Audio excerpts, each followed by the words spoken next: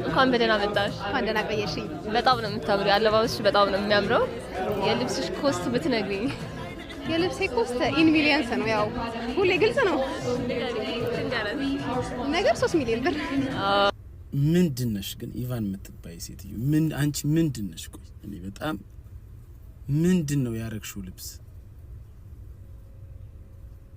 እሺ ኮቱ የፋዘርሽ ነው እንበል፣ እዚህ በጎን ጡትሽ ምናምን የምር ይሄ ዝናብ የመታው አር መስለሽ፣ በዛ ላይ ሱሪሽ ፓንትሽ ምናምን ይሄ ልጅ እያለን ቆቀር ቤት ጮርናቄ ቤት ስንገባ ባለጨሌ ይበራል እሱን የመሰለ አርገሽ።